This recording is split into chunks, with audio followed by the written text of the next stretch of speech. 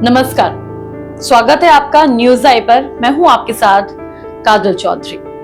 आज हम बात करेंगे उस खबर की जिसने मोदी सरकार और आरएसएस दोनों को हिलाकर रख दिया। मोहन भागवत का बयान था कि 75 साल की उम्र के बाद नेताओं को पीछे हट जाना चाहिए।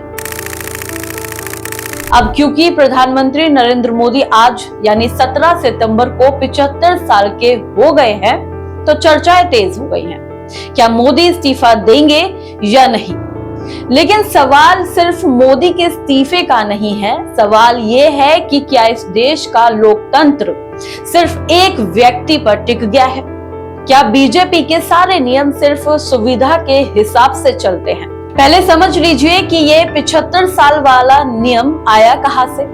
बता दें कि जब 2014 में बीजेपी सरकार सत्ता में आई तो पार्टी की सबसे बड़े चेहरे आडवाणी और मुरली मनोहर जोशी को एक झटके से सक्रिय राजनीति से किनारा कर दिया गया। कहा गया कि 75 साल के ऊपर की उम्र में नेताओं को मार्गदर्शन मंडल में डाल दिया जाएगा, यानी उनका रोल सिर्फ सलाह देने का अब रह गया है। फिर 2021 में कर्नाटक के मुख्यमंत्री बीएस येदियुरप्पा को भी इसी वजह से पद छोड़ना पड़ गया। साफ कहा गया कि 75 से ऊपर अब आप मुख्यमंत्री नहीं रह सकते। मतलब साफ है कि बीजेपी ने नियम दूसरों पर तो लागू कर दिए, लेकिन जब खुद मोदी जी 75 साल के हो गए तो अब कहा गया कि नियम जैसे तो कोई चीज ही नहीं है। ये अब आप बताइए, दोहरा रवैया नहीं है। मोहन भागवत ने हाल ही में कहा था कि 75 साल के बाद नेताओं को नए लोगों को मौका देना चाहिए, उनको पीछे हट जाना चाहिए। लेकिन देश की राजनीति इतनी भोली नहीं है कि लोग समझ नहीं पाए कि उनका जिक्र और ध्यान कहाँ था। जैसे ये बयान सामने आया, विपक्ष ने सीधा तंज कसना शुरू कर दिया। जब आडवाणी जी, मुरली मनोहर जोशी, येदियुरप्पा को रिटायर किया गया तो मोदी जी क्यों नहीं होंगे?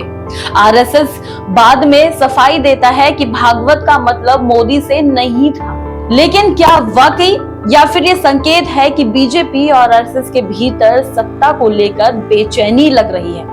क्योंकि ये सच है कि आज पूरा एनडीए और बीजेपी सिर्फ एक व्यक्ति की छवि पर टिका हुआ है।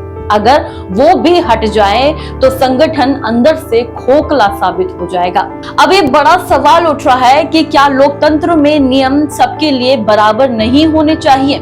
आडवाणी, जोशी और येदियुरप्पा को 75 साल पर रिटायर कर दिया गया तो मोदी जी क्यों नहीं होंगे? दूसरा बड़ा सवाल, क्या बीजेपी का 75 का नियम सिर्फ सत्ता के हिसाब से लचीला है? जब नए चेहरे चाहिए थे तो नियम लागू कर दिया, और जब सत्ता सिर्फ एक मोदी पर टिकी हुई है तो नियम गायब कर दिया। तीसरा बड़ा सवाल, क्या देश का लोकतंत्र सिर्फ एक चेहरे पर टिकना चाहिए?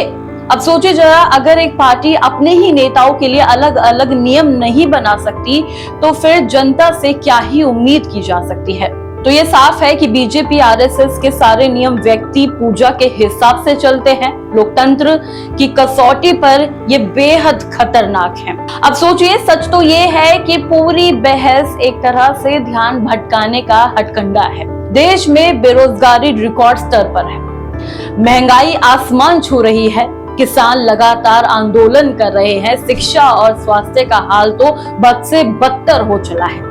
लेकिन कुछ मीडिया का कैमरा इन मुद्दों पर नहीं जाता। हर जगह बस एक ही चर्चा है कि मोदी इस्तीफा देंगे। ये वही राजनीति है जो असली सवालों को दबाने और जनता का ध्यान भटकाने के लिए खड़ी की जाती है। तो नतीजा साफ है, बीजेपी का 75 साल का नियम कोई लोकतांत्रिक सिद्धांत तो है नहीं, बल्कि सत्ता की सुविधा का हथियार है। आरएसएस का बयान ये दिखाता है कि भीतर खाने में बेचैनी है, लेकिन सरकार चाहती है कि जनता को सिर्फ एक चेहरे की पूजा में व्यस्त रखा जाए। लोकतंत्र का असली मतलब है जवाबदेही और बराबरी के नियम। अगर आडवाणी और मुरली मनोहर जोशी को किनारे किया जा सकता है तो मोदी पर यह फॉर्मूला क्यों नहीं लगाया जा सकता? लेकिन लगता है कि इस सरकार में लोकतंत्र नहीं बल्कि एक व्यक्ति की पूजा ही असली धर्म है। और यही सबसे बड़ा खतरा भी है। ये बहस असल में मोदी के इस्तीफे को लेकर है ही नहीं, ये बहस लोकतंत्र बनाम व्यक्ति की पूजा की हो गई है। अगर नियम सत्ता की जरूरत के हिसाब से बदलते रहेंगे तो लोकतंत्र सिर्फ एक दिखावा बन जाएगा। तो मोदी इस्तीफा देंगे या नहीं ये तो वक्त बताएगा, लेकिन लोकतंत्र बचेगा ये नहीं, ये हमें और आपको मिलकर तय करना है। तो सोचिएगा जरूर और ऐसे ही तमाम अपडेट्स के लिए बने रहे न्यूज़ आई के साथ।